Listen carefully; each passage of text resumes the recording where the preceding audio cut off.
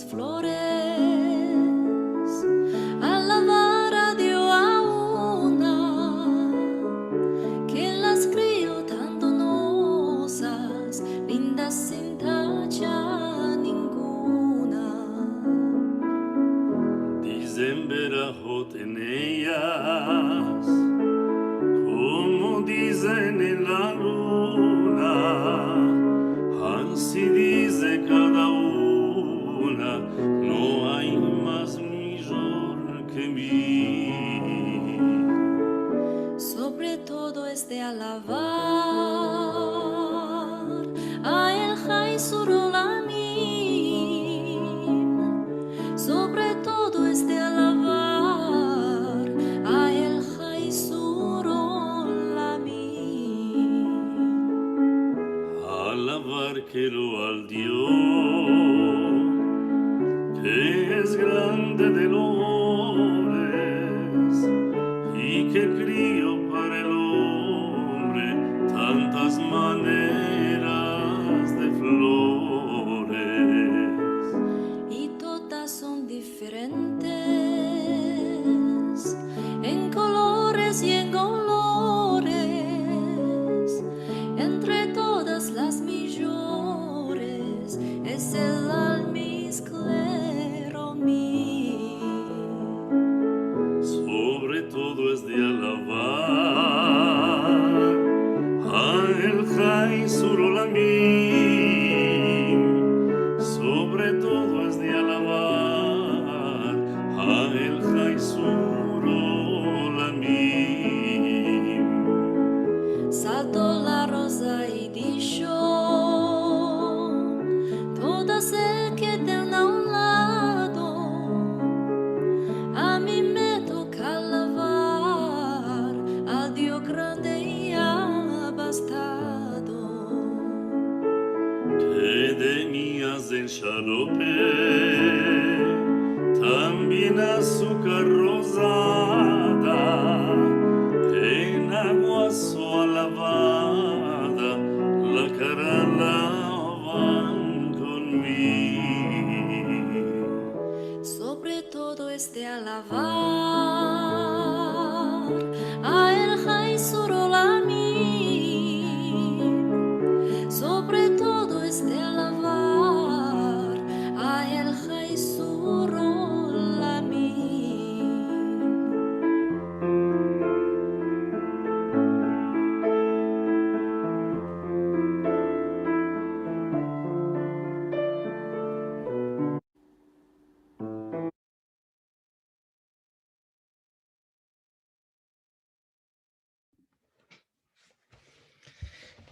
Good afternoon.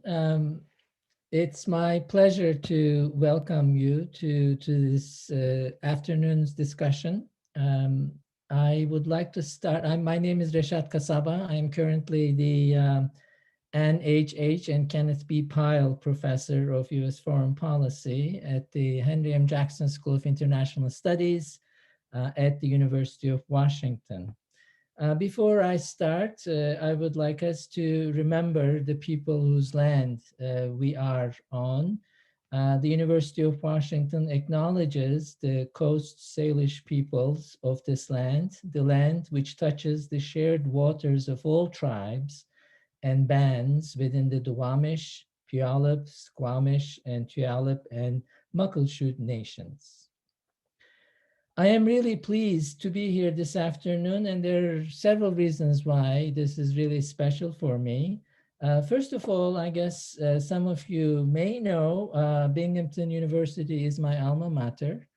Binghamton, New York was the first city I arrived actually at midnight when I left Turkey to start graduate school many, many years ago. So it is there that I wrote my dissertation, and it became my first book, which was on Izmir in the 19th century. So it's kind of interesting that there's something in the air of upstate New York that gets people to think about Izmir and to research Izmir. So it's really interesting after all these years that campus and the library ended up hosting a scholar of Dina stature who wrote this very interesting book in Izmir on Izmir after all these years. I have been privileged actually to follow Dina's work for a while and read this book early on.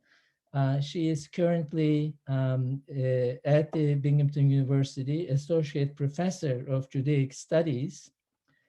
And she received her PhD from Stanford University and was fellow at the Katz Center for Judaic Studies in 2018-2019. Where she began a new research project on the nature, function, and historical significance of the marriage marketplace in the Sephardi world during the late Ottoman period. Her book, which is the main subject of our conversation this afternoon, is The Jews of Ottoman Izmir, A Modern History.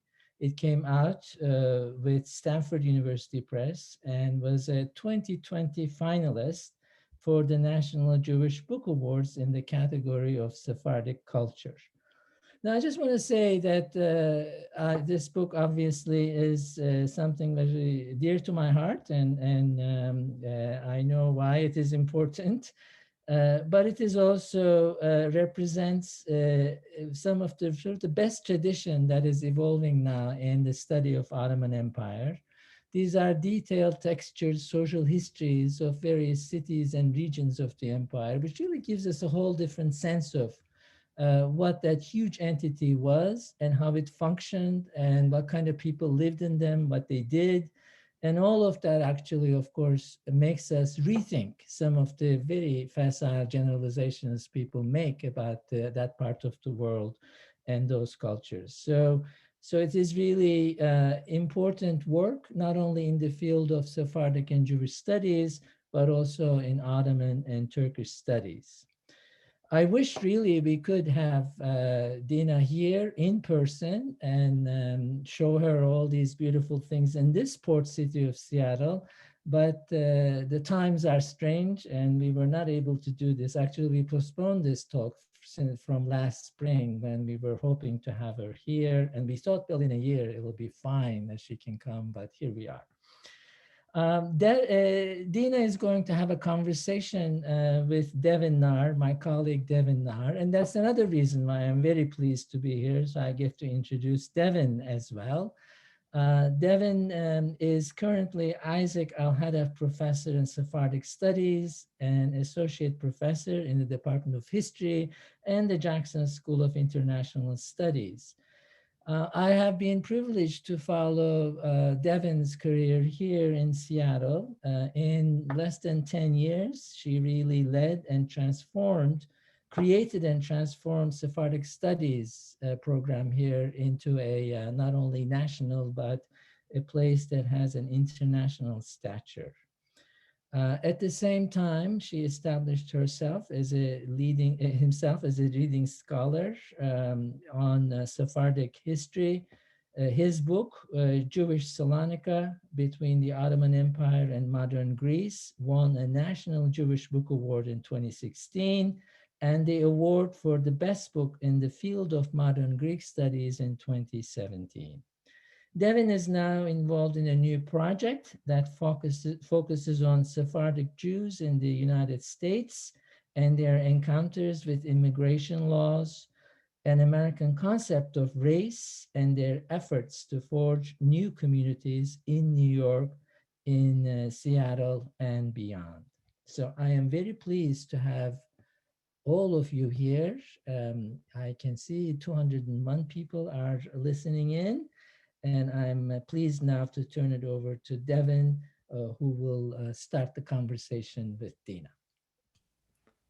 Well, thank you very much, Rashad, and so pleased that you could join us and welcome us all. And I would echo only to say that I do wish we had been able to be in person, and hopefully that time will come in the future. And so many thanks, Rashad, who is responsible, by the way, for me being essentially at the University of Washington. So thank you for that, and thank you for all of your support for Sephardic studies over these years. And you're on now a well-earned sabbatical, basically. So thank you for coming out of your time off to be with us today.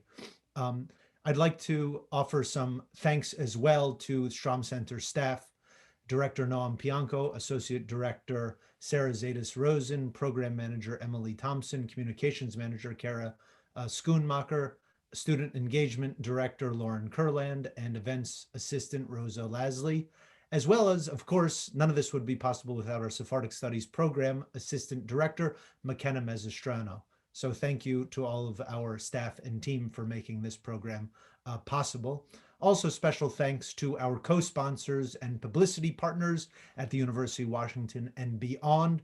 We're really thrilled to have so many team members here to promote this program and many of the endeavors that we do on campus, the History Department, Near Eastern Languages and Civilizations, and the Middle East Center, as well as those beyond campus, including Congregation Ezra Besarot, Sephardic Bikor Holim Congregation, the Seattle Sephardic Network, all in Seattle, as well as the Turkish American Cultural Association of Washington State, and finally the Sephardic Jewish Brotherhood of America, which is in New York. A final thanks to our Sephardic Studies supporters, especially our Founders Circle and the Isaac Al-Hadif Foundation. And one final thanks to our graduate student, Kelsey Guo, for her music, her singing of the Ladino song that you heard at the beginning with Paco Diaz. So just a quick note about how our program is going to progress. We are in a Zoom webinar, as you know, and we will not have video or microphone enabled, other than for those of us who you'll be hearing from right now. But please do submit questions in the Q&A feature on Zoom, which should be in the bottom of your screen, and we'll have time for questions that we'll be able to address if you submit them there through the Q&A. So without further ado, let us begin. A lot of talk about you, Dina. So now welcome, Dina. Thank you for being here with us. Thanks so much for having me, Devin. Sure, great. So let's get started. You know, we have a lot in common, actually. You know, we're both from the East Coast, which is important for me, at least, being on the West Coast now. You from near Philly, me from New Jersey. And we both did our graduate studies at Stanford under the direction and supervision of really the founder of the field of Sephardic studies in the United States, Aaron Rodrigue. And both of us have, in some ways, personal connections to the places and the communities that we have dedicated our first books to. In my case, Salonika, and in your case, Izmir. And in fact, your wonderful book, which I'll show right here, you can see the book. It is essentially dedicated to your grandmother, Donna Danon, Nesas Bon, who first exposed you to the sounds of Ladino and the lost world of Izmir. So I was hoping maybe you could begin by just telling us a little bit about your personal and family connection to Izmir and how that inspired your academic path. Sure. We do have a lot in common. I do have a personal connection to Izmir through my grandparents, and I did dedicate the book to my paternal grandmother, who I was particularly close with. I didn't know my grandfather personally, because he died when I was a baby, but I had always heard stories about Izmir growing up, and I had heard Ladino, just as a child, and I began to get more interested in it as I learned Spanish in public school, and I had just had a very special connection with her. We shared the same name, and I always had a sense, because of her, I always had a sense that I was a little different than a lot of the other Jewish kids that I knew. I like, in terms of a personal vignette, a lot of my peers thought it was very weird that I had a grandmother, I had the identical name as my grandmother. I was named for a living relative in the Sephardic custom. So I just, through her, I sort of inherited this sense of being a little different. And so it turned out that from a scholarly perspective, I had this personal connection to Izmir, but from a scholarly perspective, there's just a really robust archive that exists for the city. And a lot of the sources and a lot of the questions that I had when I was taking on dissertation research were about sort of street level sources. And there's just an incredibly rich repository of material that, that we have for Izmir that we don't have for other places. And as you know, in the Sephardi diaspora. So I was lucky in two ways on the Izmir front. Yeah, that's great. I mean, you got the family connection, and then you got a really robust archive. In the case of Salonika, all the stuff got burnt down during World War I. So your archive goes way back and is really robust. And so I envy that. And but the thing that's really important is just because this archive exists didn't mean that it had been really studied. And I think, you're really the pioneer in this, in terms of really getting deep into the archives of the Jewish community of Izmir in a really fascinating way. And I'd like to get into that a little bit now. But I'd like to, before we go there, I'd like to ask you a little bit about the title of your book. It's The Jews of Ottoman Izmir, A Modern History. And I'd like to know a little bit why you call it, why it's important for it to be a modern history. When I think about Izmir, people who have been involved in Sephardic studies programming at the University of Washington, they probably heard a lot about Salonika by now. We've heard less about Izmir, although Izmir is an important place. Salonika was sort of the demographic center of Ladino-speaking Ottoman Jews. Istanbul, you say this essentially in your book, Istanbul was the imperial center. And then there's like Izmir, the third in the triad. And, thinking about Salonika and Izmir, they're like sister cities right across there in the Aegean. And our Seattle connection here is we have a couple of really important families with Izmir roots, although the majority of Sephardic families in Seattle do not have Izmir connections, but we have families like Soriano and Shikiar and others. So, when we think about Izmir, the other thing that's really important to recognize is that Izmir was way bigger than Salonika as a city, even though the Jewish community was smaller, and it was a way bigger port. I mean, in a general kind of way. And you also talk about some other really interesting connections, that many Jews from Salonika migrated to Izmir after the textile industry went down in the earlier part of the history. Some of the first rabbis in Izmir had come from Salonika. And then later on, Izmir's Jews sort of hold up the Jews of Salonika as maybe a kind of a model, or, like they're perceived as to be like a little more active in the port and commercial life. But despite some of these differences and distinctions, they also share another really important feature that really, I think, gets to the heart of your book, which is that you spoke about difference in your own kind of experience growing up in a Jewish environment, just by virtue of your name. And maybe that's also a kind of symbol of some of the differences that you point out in this book more generally with regard to the Ottoman Jewish experience and, European Jews more generally. And one of the pieces that you point out is that in the Ottoman context, and especially as viewed from Izmir, there's no Jewish question. And the Jewish question is really important in modern Jewish history, and it doesn't exist in the Ottoman Empire. So I was hoping you could tell us a little bit about, maybe what the Jewish question is, why doesn't it exist in Izmir, and what does that tell us about the modern Jewish experience in the city of Izmir? Sure. And to answer that, if it's all right with you, I'll show a slide. Great. There we go. Oops. Let's see. Is that visible? Yep. To you? Jewish quarter of Izmir, 1900. Yep. Exactly. Okay. So this is actually the image that I wanted for the cover of my book, but wasn't able to secure those permissions. But to me, this photo really speaks to the larger historiographical intervention of the book, in that this gritty street scene is where the action happens. This is kind of like the pivot of the story that I'm trying to tell. And so I'll share a little bit from the introduction of my book, which I think lays out the stakes of this case study. And I'll begin a little bit before 1900, in 1899, which is the year that the Jewish community of Ottoman Izmir came to a near standstill. The death of Chief Rabbi Avraham Palachi in January of that year had led to the first transfer of rabbinic power in over 30 years. The ensuing turmoil over the appointment of a successor, as well as a range of problems that had long plagued the communal administration, now bitterly polarized the community. Most contentious was management of the local kosher meat industry, which, through the levy of a regressive sales tax known as the gabela, generated the overwhelming majority of the community's revenue. Warring factions advanced competing visions of how a new chief rabbi might improve the system, lessening its inefficiencies and distributing its burden more equitably. In the spring, La Buena Esperanza, which was Izmir's longest running Ladino periodical, published a fictional dialogue between Simon and Reuben, distilling the arguments circulating in the community regarding payment of shochatim, ritual slaughterers.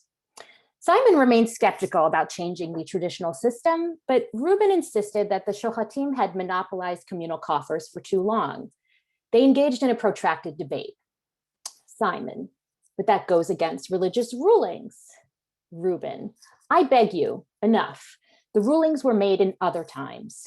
Now our public is poor. If it can't support itself, should it die to help others? Simon, is this something new? There have always been shochatim. We never complained. What has changed now that we should pick a fight with these people? It's true that this evil is quite old, Reuben replied. If we pick a fight with them now, it's because of how things have spun out of control. What would you prefer? That they exploit the people, cost us more than 100,000 kurush a year, cause conflicts, and as they say, ignite the community? Until now, we tolerated it, but we no longer want anything to do with them. Reuben's position pivots on a keen awareness of a changed socioeconomic reality. While the Jews of Ottoman Izmir had prospered in the city's early modern period, playing an essential role in its emergence as a major port in the 17th century, by the 19th century, a constellation of global and local factors had combined to destabilize their position. By the time La Buena Esperanza published this dialogue, the Jews of Izmir were no longer the customs agents, tax farmers, and translators they had once been, but greengrocers, tailors, peddlers, and beggars. So dramatic had been their downfall that in the late 19th century, nearly 1/3 of the Jewish community in Izmir reportedly subsisted solely on charity. Yet, as I argue in my book, the most significant thing about Reuben's read of Jewish poverty wasn't its prevalence or even its exacerbation in the 19th century, but its position in a larger rupture between agora, now, times. Reuben's understanding of agora and its ability to necessitate new solutions to old problems, such as the kosher meat industry, was undergirded by numerous assumptions. For Reuben, Izmir's Jewish poor constituted a collectivity that might intervene in communal affairs and advocate for itself. This collectivity represented its interests through the vehicle of el público, the public, which might not only check abuses, but mount a lasting challenge to traditional religious authority. Moreover, his palpable indignation suggests that the Agora of 1899 had ultimately compelled a reconsideration of poverty itself, betraying a sense that its unchecked persistence and expansion was not only undesirable, but fundamentally unacceptable. And it's basically in Reuben's point here about how the modern age is reordering these social hierarchies that animates the book's central interpretive claim. By 1899, the impoverishment of Izmir's Jewish community had come to stand painfully at odds with modern attitudes that recategorize poverty as a social ill, and also with the local triumph of middle-class values. This is the disjuncture, this is the rupture with a centuries old worldview that casts poverty as a natural, acceptable, and even stabilizing force in society that propelled Izmir's Jews to engage in a series of modern initiatives. And while communal leaders typically denounce the community's socioeconomic decline as a source of weakness and decay, my book actually demonstrates the reverse, capturing how the growing empowerment and self-awareness of Izmir's poor and lower classes catalyzed a dynamic reimagining of the kehillah, the semi-autonomous communal structure, and its varied institutions. Underlying all of these transformations was the evolution of a robust Ladino public sphere in which the needs of el pueblo, the people, were constantly debated with recourse to an expanding vocabulary of rights. But I think ultimately, more important than shedding light on, as you were just saying, Devin, an overlooked center of Sephardi life, are the ways in which this case study invites a reconsideration of the assumptions that have long governed the study of modern Jewish history in general. Prevailing conceptual paradigms like assimilation, acculturation, integration, secularization, among many others, these are largely the intellectual legacy of reflection on the Jewish experience in various Ashkenazi contexts. And while European Jewish communities differed in many respects, across nation states and empires alike, Jews in Europe were often confronted with the notion that their religious and cultural distinctiveness was somehow incompatible with the modern age.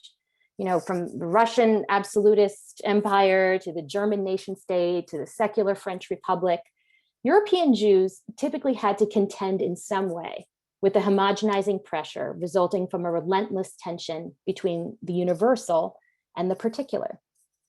But the view from Ottoman Izmir reveals these categories to be of very little interpretive value. The social order is not static, but the hierarchy is refracted through a typically flexible Ottoman interpretation of Sharia law. And that's coupled with the profound ethnic and religious diversity of the empire itself, which is going to cultivate a social fabric that isn't tolerant of difference. It's built on difference. It's predicated on difference. This legitimation of religious and ethnic distinctiveness persisted in the 19th century, despite, and sometimes even in concert with, efforts to promote other forms of shared belonging, like the Ottomanism of the Tanzimat era or the constitutional fervor of the Young Turks. And actually, this is notably the case for Sephardi Jews as opposed to their Greek and Armenian neighbors, because for Jews, their position in the Ottoman landscape wasn't particularly complicated by the rising tide of various nationalisms. So I think it's fair to say that, for the long arc of Ottoman history, the legitimacy of Jewish difference is simply not in question. So I think Izmir and the Ottoman landscape in general requires a different set of questions, right? What happens when Jewish distinctiveness is totally unremarkable? What happens when Jewish communal autonomy is not only tolerated, but affirmed, amplified, even cast as a necessary precondition for the modern age? What types of change should we anticipate when there is no Jewish question? And so I think, from the streets of Izmir here, I think what the view from this,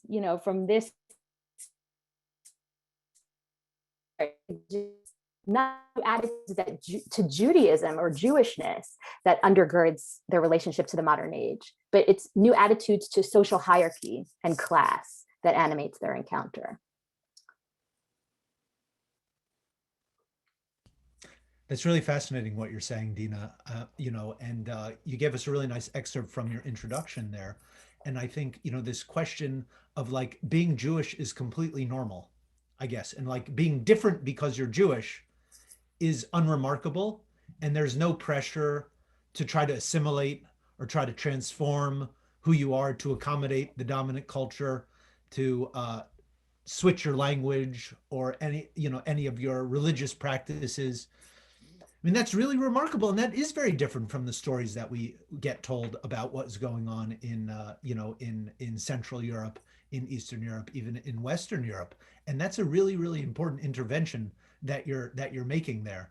And I think for me, I want to ask you about this scene a little bit more, but one of the points that really you just alluded to and is very strong in the book is the role of poverty. And I mean, I guess it just hadn't really occurred to me before that in a traditional Jewish society, I mean, essentially, you suggest that you need poverty.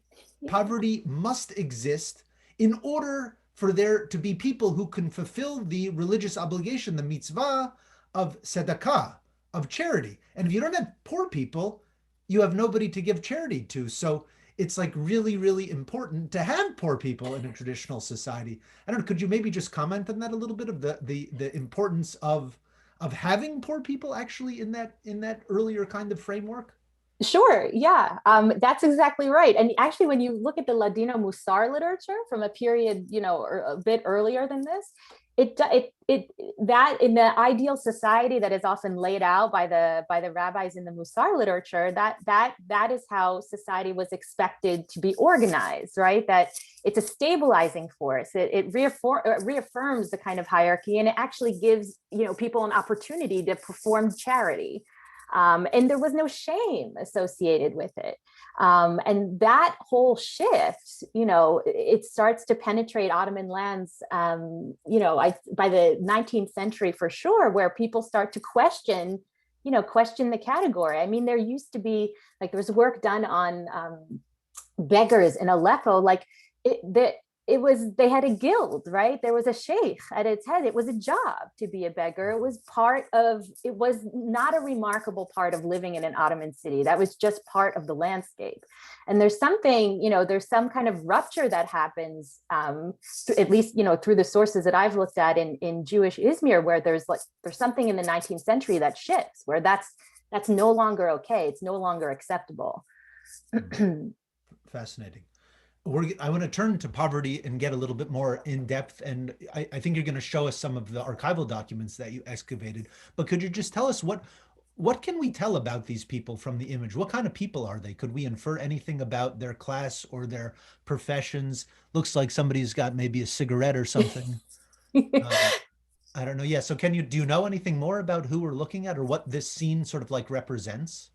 To me, this represents, I mean, it has stakes in Jewish history, but also in Ottoman history. And the reason I love this picture so much is because it captures a side of Izmir that you almost never see in the literature, right? Like, Izmir is often treated, I mean, I don't know, there's so many little Parises all over the world, right? But it oftentimes is categorized le petit Paris de l'Orient, and it's often subsumed in this narrative of a cosmopolitanism, right? And you never get, away from the European quarter on the coastline, right? And this is just a few kilometers in. This is where you would have heard Ladino spoken on the streets. And this is where sort of more growing self-aware Jewish working class is, going to work, feeding families, living life day to day. And so I can't tell you any names of the people, sure. But I sort of what I'm trying to do through my work is to capture their experience. It's like, it's the anonymity here is part of my argument. Mm-hmm. Mm-hmm. And what do you imagine they would have done professionally, these kind of people here? Oh, I mean, I've gone through a lot of senses. They would have either been doing manual labor, they were involved in crafts, and heavily clustered in petty trade. And I've learned all of these, very specific professions, like specific kinds of slippers, and one needs many different types of slippers, and you need separate slippers to go to the hammam. But all of these things are like lost professions that, back then you could make a living on that. So, I mean, not a very, you weren't living super comfortably, but, people did work in those professions that are sort of lost to us now. Fascinating. So let's turn more to this question of poverty then, because I mean, when we're talking about poverty, do these people, you think here, they count as poor people, or these are like a little bit more elevated, or would they fall in that category of the poor, do you think? Or what's sort of the cutoff, the threshold, do you think?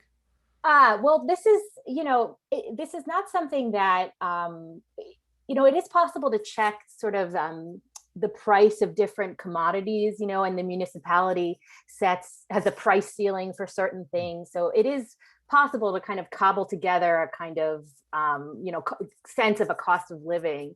But, I'd say like poverty is this category that's in flux, like it's something that is, it's an evolving kind of category. And there are different kinds of taxonomies within the category of poverty. Is it structural poverty?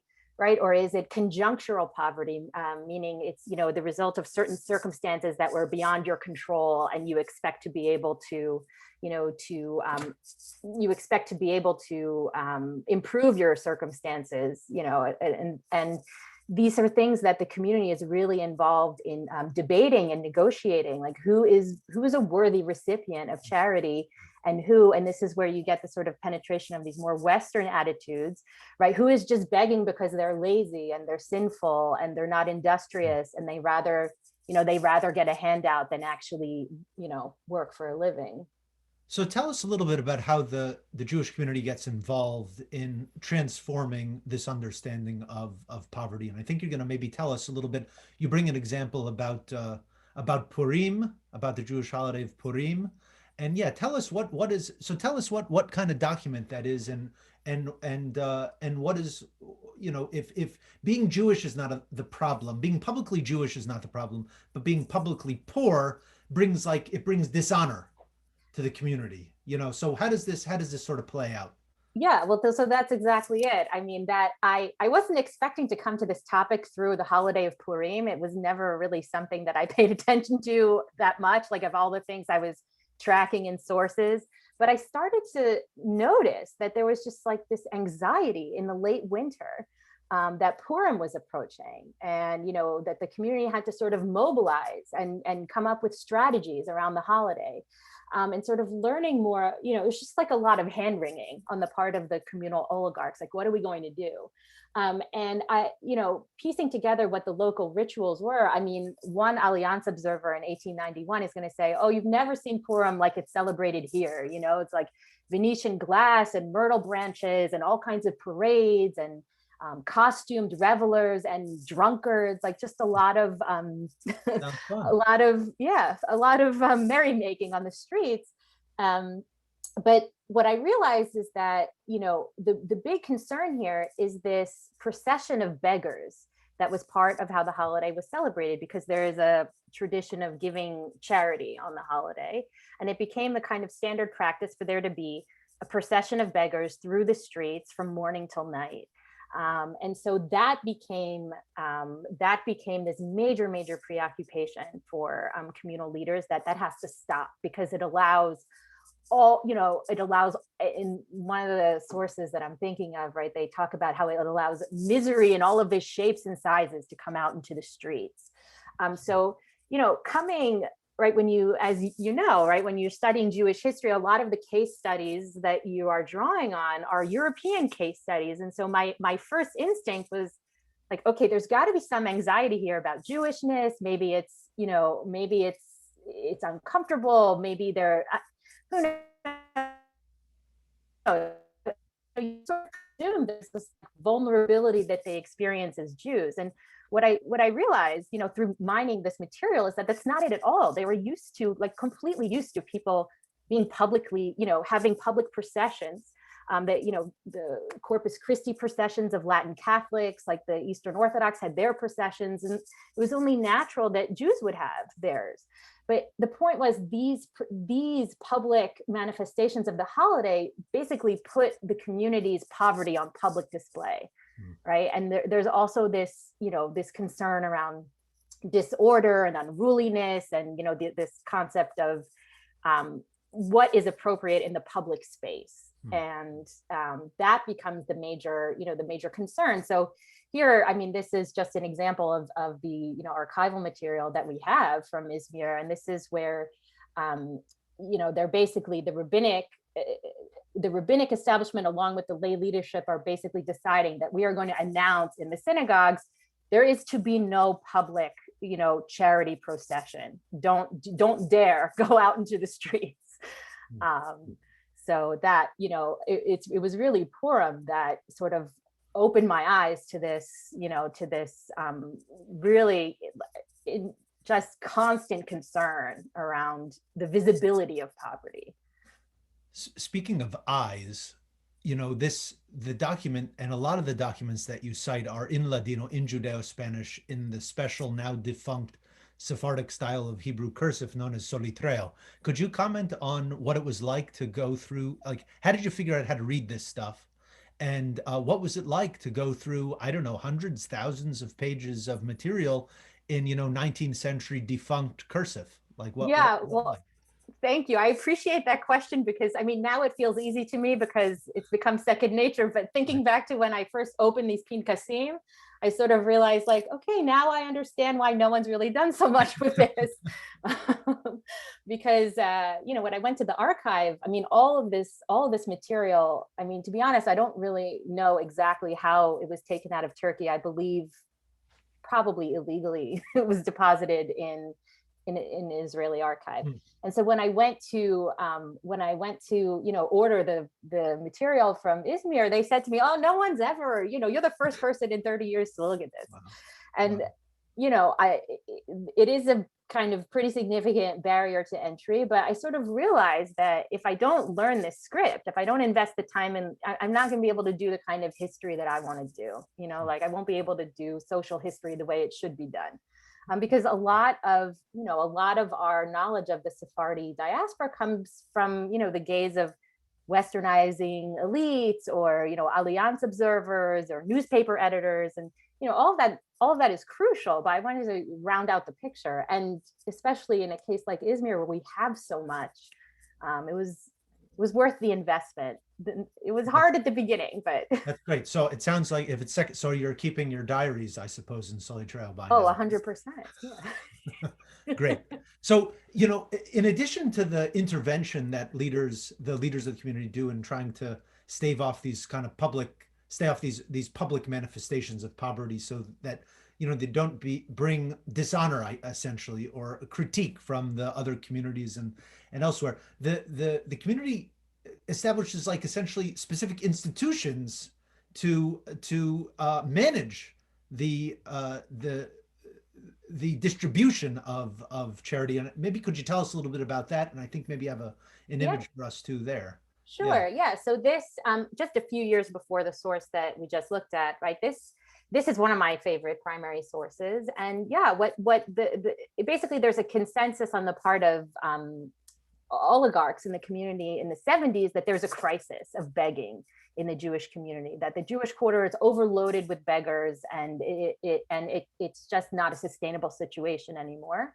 And so what they decide to do is instead centralize and rationalize. And there you can see the kind of imprint of the whole like reform mindset, of the Tanzimat era, where, instead of just giving to whoever on the street, which was what was commonplace, we're going to set up an institution, the Gabbaé Sedaka, and we're going to actually investigate every single petitioner.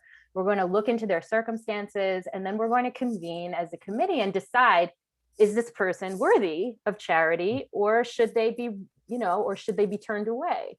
And so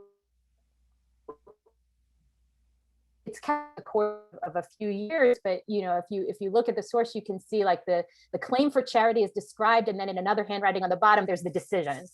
So one claim in the middle here is the widow of a stevedore, an Amal named Shlomo Angel, who she says, tienes que casar ija. She's coming up on a very big expense that her daughter is about to get married.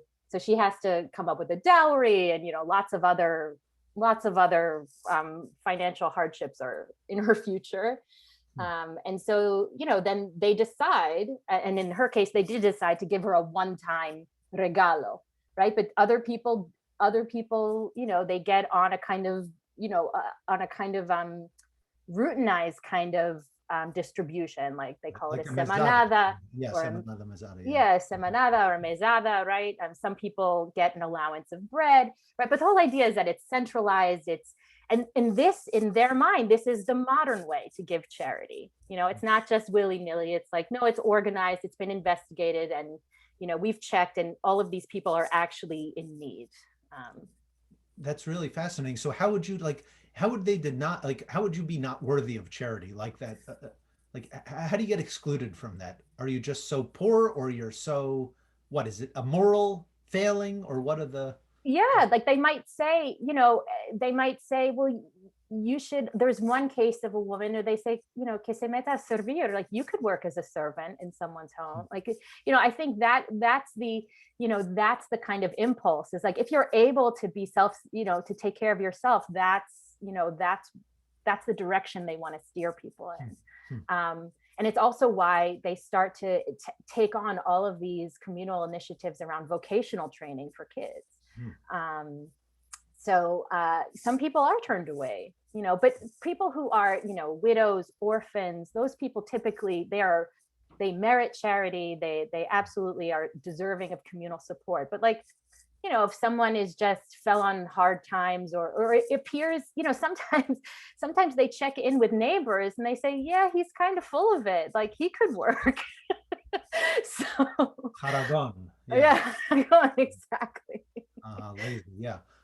Very interesting. But I don't want people to come away with the impression, I mean, you should get the book. Everyone should get the book. You get a lot more of the portrait of Izmir. But, you know, there were also other classes. There were not only, you know, poor people, although that's, I think, a really interesting and overlooked chapter, precisely because everybody wants to look at the middle class, I think, historically, because the middle class is interesting. The middle class fits with our Western sensibilities of what we all want to be. And in European Jewish history and history in general, there's a lot of attention to the middle class. Also, probably because people from the middle class, maybe they wrote something, or maybe they have more documents that are readily available for them. But you do have something to say about the middle class and the bourgeoisie, and maybe could you tell us a little bit about, you know, about the middle class? Yeah, and I think sure. maybe you have some other images for us there. Yes, yep, I do. So we won't talk about. Oh yeah. All right. Yeah, maybe. Yeah. I'll just say that this is. Briefly, I'll just say very quickly, apropos vocational training, that this was. These are the children of the Talmud Torah school, which was a longstanding communal institution where the children would receive a traditional education, but it also functioned as an orphanage. And so I don't know if you can see on the top there, Devin, a window, it says Machzikei Aniyim in the back on the wall. And so they engaged in lots of vocational training. Like that was how they thought they needed to reform their curriculum, was to elevate these children out of poverty.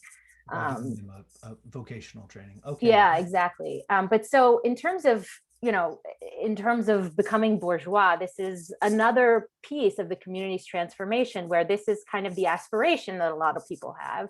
And in that sense, it's not different from European Jewish case studies, but it still is, it still has its own local inflections, because I don't know, Al Granati is a pretty common name in Izmir, and I don't know too much about this particular Al Granati, but it's kind of a pitch perfect embodiment of the bourgeois family that, became the kind of cultural ideal that actually not just Jews, but people in the Eastern Mediterranean were kind of, looking to as a model.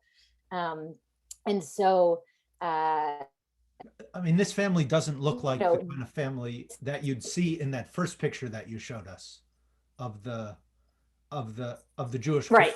They have different. These look like more European people. Yeah. Don't have head coverings of any kind. This could be the latest styles from, I don't know, Paris or Vienna or something like that. Yeah, for sure. And I'd say that if I had to guess, I'd say they don't live near the Jewish quarter. There's a migration outside of the Jewish quarter to a neighborhood called Karatash, which was where you would go if you were sort of upwardly mobile. There is this part of the community that has the capacity to participate actively in this bourgeois culture. For a lot of other people, right? The press talks about it as el deseo de parecer cuando no pueden ser. It's like translate that for us. Yeah, it's like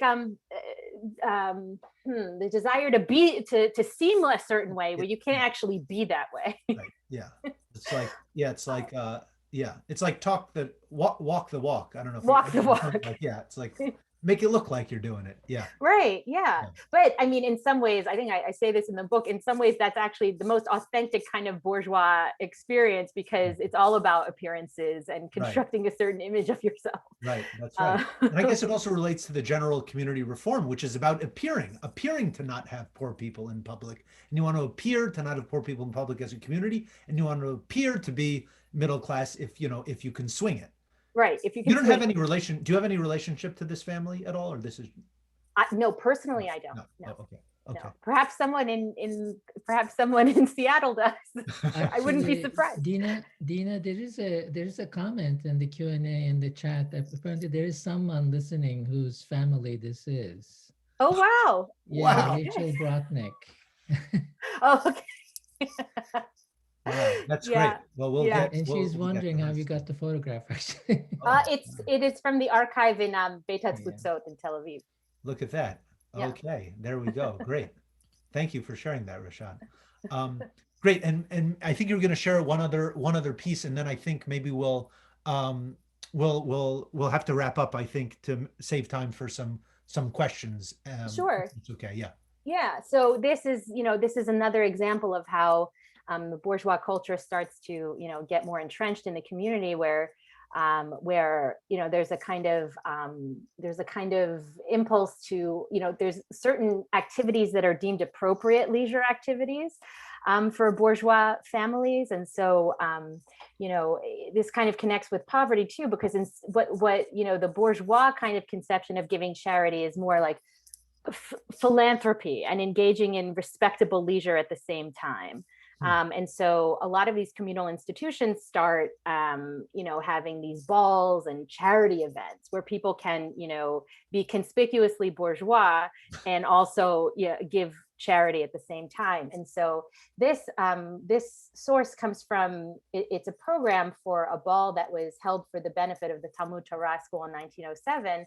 And the reason it's important, I mean, for a few reasons, but to me, it stands as a really instructive contrast with how Jews became bourgeois in other contexts, because here, right, oftentimes in Western Europe, we're taught that, Jews, and I'm thinking of scholarship on Germany, for example, where, scholars have emphasized, like scholars like Marian Kaplan have emphasized, Jews had to be openly middle class, but secretly Jewish. Like that was kind of the compromise around being bourgeois. And it's not so in, the view from Ottoman Izmir, and I'm sure other Ottoman case studies. And so this, right, you can see that, the program for this event, right, you have Jewish participants, you have Greek, Armenian, Italian, like the Levantine merchant class, right? And so bourgeois activities actually create opportunities for increased interaction with Jews and their non-Jewish neighbors. And that's kind of the reverse of what we see in Europe, where, even, scholars have pointed out that even Jews, trying to assert their bourgeois culture, right, who even get baptized, even the baptized Jews kind of hang out with each other, right? It doesn't facilitate the integration that they wanted. And it's just a totally different model in the Ottoman case. So there's no impetus at all to hide one's Jewishness. In fact, it's compulsory in order to be middle class. You cannot just be a universally like unmarked middle class person. You are middle class and Jewish and Ottoman. You are middle class and Armenian and Ottoman. You are middle class and Turkish and Ottoman, whatever. Yes. Yeah, that's sort of what you're suggesting. Yeah, that's it. That's it. And how do you give charity in this context that would be different than a Purim kind of? You buy a ticket for the show, and the proceeds go to the worthy among the poor.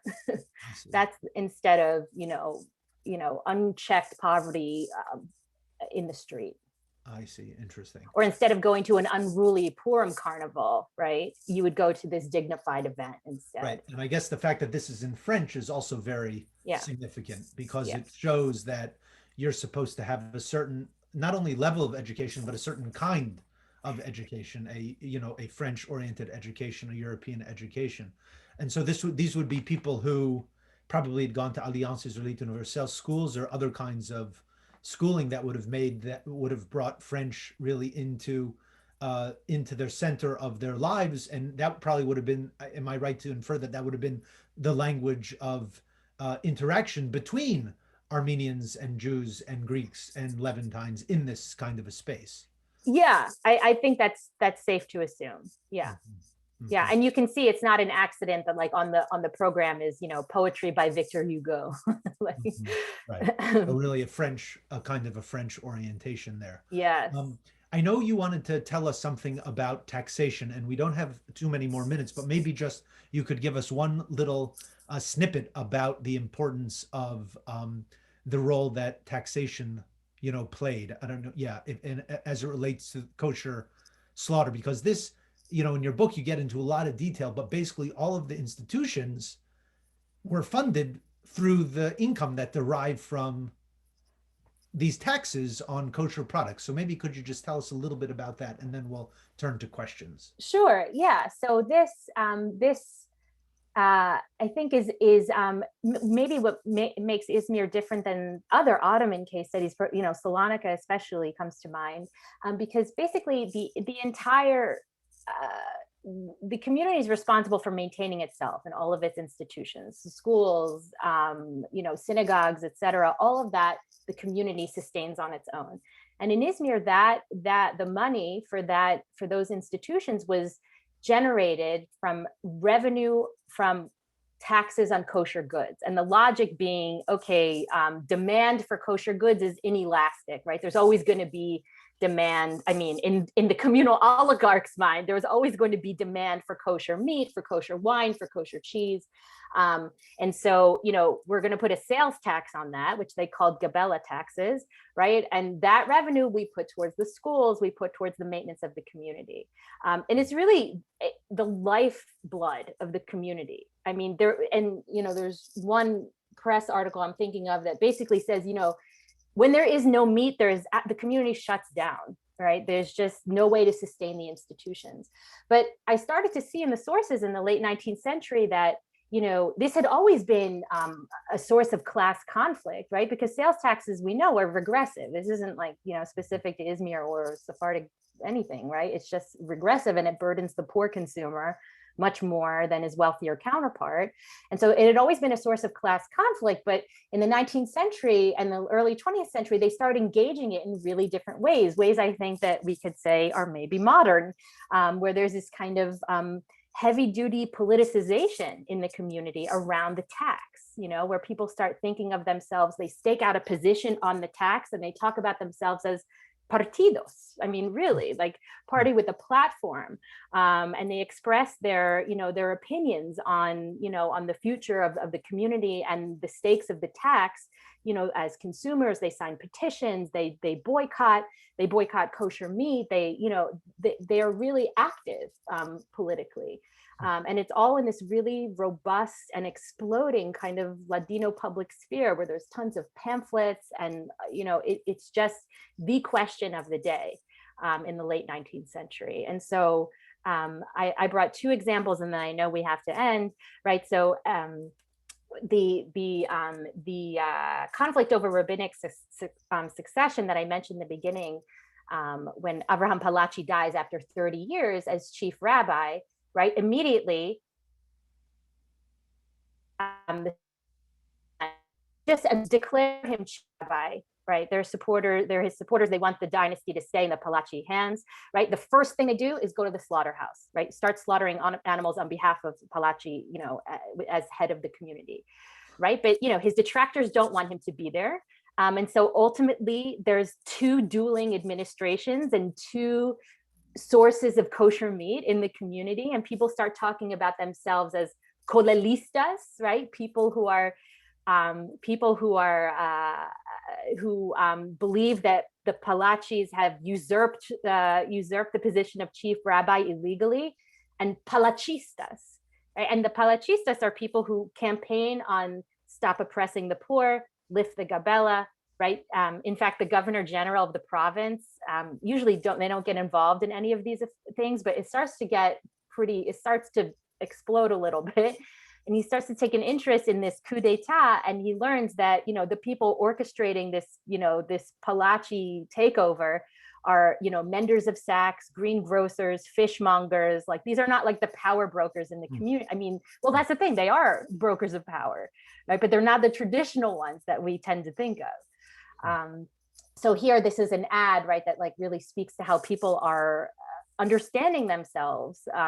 You know, this new affiliation of colalistas or palachistas, right? So come, you know, come buy linens at this store, right? And then ecumenical vendor. I mean, yeah, well, but you know, what's interesting to point out is that suffix of ista is really, I mean, it really does signify a political orientation. Like you would say Zionista or Socialista or whatever, you would say Colalista y Palachista. So it really takes on that kind of like a political party identity that you described. That's very fascinating. Yeah, absolutely. And so that happens, you know, and in the Gabbaé is the catalyst here. But, you know, to me, again, like to point out to point out the differences between what Izmir brings to the table as opposed to, you know, the more standard narratives of Jewish history, is that, you know, these Jews are not rejecting kosher meat because it's like, it's some critique of ritual or rabbinic authority, or there's some kind of push to homogenize, right? Like in Germany, there's this thing called the Schachtfrage, right? Like the slaughter question, and how Jews have to like navigate their own rituals with being, you know, with the homogenizing kind of logic of the nation state. And that's not it at all. This is, in fact, they really see the Ottoman state as protecting the kosher industries, you know, sustaining it. It's oftentimes the Ottoman state that will like imprison renegade shochatim and imprison, you know, price gouging butchers, right? It's like they really understand. I mean, in the in the early 19th century, they talk about the Sultan as the savior of Jewish tradition, like wresting it from the corruption of the Kehillah. And yeah. I would like to point out, just think about that for a minute, that the Sultan, the head of the Muslim Sunni Ummah, who's the Caliph, also is the protector and the savior of the Jewish community. Just keep that in your head for a minute. I think. Yeah, exactly. Right. And so this is the final source I'll share on this topic, is that after the Young Turk Revolution in 1909, this comes from a satirical paper in Izmir. And, you know, we know Eliezer Papo has done a lot of work on, you know, different forms of the Haggadah as a kind of its own literary genre. Right. And so the Passover story, yeah, the Passover. Yes, the Passover story. And so here we have the Haggadah de la Carne, the meat Haggadah, where they say, you know, the traditional line is Avadim hayinu de Paro b'Mitzrayim. Like here they rewrite it as, you know, siervos fuimos al kasab b'Izmir. Like we were slaves to the Jewish butcher in Izmir. And again, I mean, it's funny, but I think it suggests there's something there. It's reflective of a really serious kind of reckoning that's going on in the community. And again, in the post-Young Turk days, right? It's Niazi and Anver that actually are the saviors, because they promulgate. There's the Constitution, and now the people, you know, have the right to organize, to demand change, and they can assert themselves.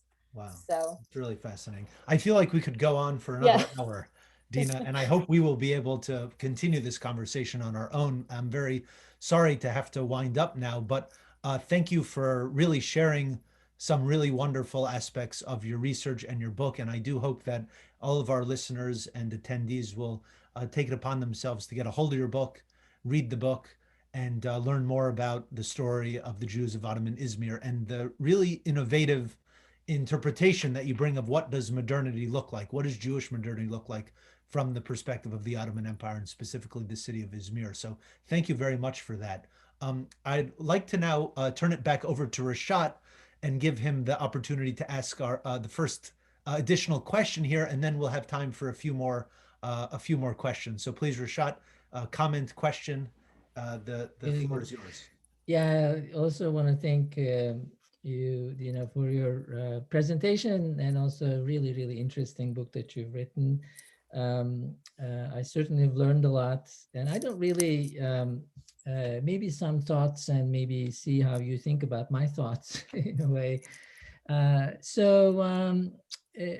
The big story that you're telling actually is the sort of the change from the 18th through the 19th century. which also kind of brought this change in the fortunes of the Jewish community in Izmir. So in a way, even though, as you've pointed out, it's very hard to generalize and talk about the Jewish community as a whole, there were middle class and higher, fortunate, wealthy people. But overall, I think it's fair to say that the community itself lost some of its important position that it occupied in the 18th century. I guess one of the questions is what happened and why they lost that position and who won, who rose. But also the bigger, I guess, change there is the tremendous wealth that comes into Izmir and transforms the city and the boardwalk and all those that we know. And that is, even though it's true that that is the part of Izmir people usually think about, as Devin mentioned, but it was very much related to the street that you showed. I mean, the poverty was poverty not only within the Jewish community, but in the city at large.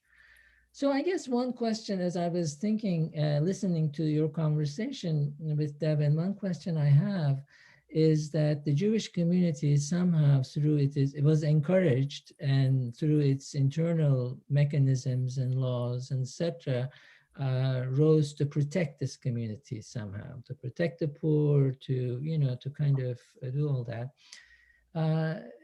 And so protect for what? I mean, does that mean that that led to the Jewish community to stay in its sort of distinct status as Izmir was going through these changes? So was that a good thing in a way? So what happened? So this is, kind of like to know what you think about that. But at the same time, of course, we know that because somehow, perhaps because they were protected as such, they managed to avoid the tragedies of the early 20th century, the Armenian genocide, the Greek population exchange, etc. So they weren't really perceived as a threat. But still, I'd like to, not knowing that, that's of course reading backwards after knowing what happened. So if you go back and then does that, in a way, I guess to put it simply, did it prevent the Jewish community from participating in this tremendous sort of transformation and wealth that was being generated in the city? Thank you so much. No, I'm not on mute. Okay. Thank you so much for those questions. So to answer the first one about how the Jews lose ground, and I think there are a couple of local factors and then global factors that contribute to the dislocation that they experience. And in the early modern period, and I think the records show that nearly every customs agent in Izmir was Jewish, and in the early 17th century, and they're very embedded in the kind of financial instruments that the state uses, like tax collection, customs, translation. Like they're really heavily involved in those types of fields. And once the state starts to experience dislocation in the later period, right? The knowledge that they possess of all of those systems becomes less valuable. There's that piece. And then there's also shifts in the economy that ultimately leave other groups in a better position to sort of participate. Like the Greeks are better positioned on the supplier side and the demand side. And they have a much, more robust network to draw on, and really help. I mean, in some ways it's kind of strange to even talk about Izmir as a kind of classically Ottoman case, because it's a heavily Greek city. I mean, majority Greek city. I mean, much more Greek than Salonika was. So, I mean, they, what the narrative is of Gavur Izmir, like infidel Smyrna.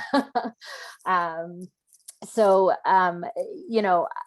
think, the Jews lose their position because it not because of, it's just the skill set that they have, right? It doesn't have the same value as the economy is reconfigured in the modern period. And I'd say, in terms of, them participating in this wealth, I think there's a really they have this like painful awareness somehow that, I'm thinking of one source where, the line is, Izmir li lavora con capital. Like, to be in Izmir li, you have to work with capital, right? Like an Anatolian works with their hands, and Izmir li works with capital. And so that becomes, I think it's a way for them to assert a kind of belonging to this place, which is, totally booming in the late 19th century. And they're kind of watching it from the margins. So, I mean, they're along in tandem with those efforts to promote vocational training. There's all kinds of efforts to provide commercial education, right? There's one primer I kind of found, which is basically teaching Jews like the ABCs of commerce, like how to do a kind of bill of exchange, what to do when someone is posted, in Istanbul and here, and how it's funny because all of these things that are seen as quintessentially, Jewish activities in Europe, right? It's like the Jews of Izmir kind of, there's this narrative of port Jews, right? In European Jewish history. And here it's like the paradigm falls flat, right? They did occupy that position in the early modern period, but by the 19th century, they just lose ground. Right. Fantastic. Thank you, Rashad and Dina. I'd like to now move to a couple of the additional questions that we got from the audience that I hope will delve us even further into some of the other themes that we didn't get into. And I'm seeing like three major clusters of kinds of questions, and I'll hopefully we can touch on these. One is a question about more about the politicization, I guess you could say, beyond the palachistas y colalistas, but thinking about, especially, there's some questions about whether in the among the poor there were efforts to unionize, or did they get involved in socialist activities or anything like that? And then on the other hand, what did Zionism look like from the perspective of Izmir in the early 20th century? All of that in 2 minutes. 2 minutes? Okay, Zionism, socialism. But just give us some hints. Yeah. Yeah, no problem. I mean, yeah, the politicization that I was talking about happens in the context of the Kehillah, right? These are like questions where, the stakes of the question are, for the Kehillah. But socialism, I think, they some of it has to do with just the demographic, like the nature of the community, in that it's not, we don't have the same type of like socialist organizing that you have in Salonika. There's not the industrialization, right, that exists in Salonika. So you don't have these like new class of Jewish women tobacco workers that you have in Salonika, where they, that context is missing. But I think there's a conversation that's starting to be had, not just among Jews, but among Ottomans in post Young Turk Revolution about the people, right? And if you read the revolutionary press, right, the image of the Hamal is kind of the quintessential kind of downtrodden worker, and people are like talking in that idiom. In the post-Young Turk Revolution, so there isn't an Avraham Ben Aroya, the way that we have in Salonika, but I think it does start to make some inroads. And Zionism, I'd say, is I mean, to the extent that it exists, it's like more of a cultural kind of expression of identity. It's not at all the standard, Zionist kind of organizing and politics that we would see in European Jewish communities. I mean, they had no idea that the empire was going to be short-lived when they're rewriting their statutes. And I mean, there is some conflict with B'nai B'rith when that organization starts to make some inroads and organize, like, there's kind of turf battles. But on the whole, it's not a potent force in communal politics at all. I mean, during the Ottoman period. Yes, exactly. Yes, exactly. Things might change afterwards. Yes, yeah. Yeah. Another cluster of questions we had related to the role of women, and in particular, thinking about questions about whether there were Jewish women who got involved in the public sphere or in the press or in any of the other kinds of the bourgeois activities or the communal leadership roles that you describe, or is this, this principally a man's domain? And how do we think about that? Yeah, that's a great question. And I think women in general are kind of big protagonists in the whole process of embourgeoisement, but not so much in the public domain, right? There's a really heavy emphasis on what happens in the domestic, right? And there's this construction of the ideal housewife, like una buena necuchera, like, she conforms to that kind of Western, Western construction of bourgeois femininity. She draws on her, so-called natural tendencies for kindness and charity and sweetness, etc. And so that construction becomes really dominant in the press, and it's, disseminated to really strong effect by the Alliance. But, no, women don't become like power brokers in the traditional sense. There is, if you've ever heard of Graciela Ben-Ghiat, Alexander Ben-Ghiat's wife, somebody mentioned her. Yeah. Yes. So she is the sort of one standout example. She does publish a newspaper, very short-lived, and I cannot, if anyone can find it, that please let me know. It's I fear that it's lost to humanity, but she was active in the public, in the public sphere. But I'd say women are on the whole extremely important to the process of becoming bourgeois, but not in the traditional halls of communal power.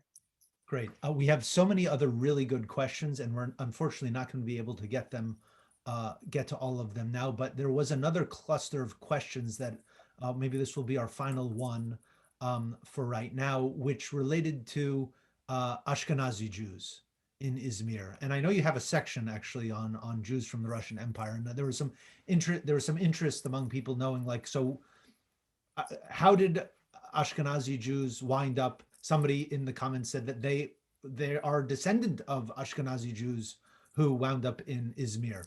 So can you tell us a little bit about, and one of our graduate students, now the associate director of the Schramm Center, wrote her dissertation about Ashkenazi Jews in the Ottoman Empire. So if maybe you could comment a little bit on the specificity of the situation. How does it look like? What does it look like in Izmir? When I think of Izmir and Ashkenazi Jews, I think of the Israeli singer Barry Sakharov. Barry Sakharov, yeah, exactly. Who's like one of Ashkenazi descent. He was born in Turkey, but a very famous, like, I guess, Israeli pop star, basically. Yeah.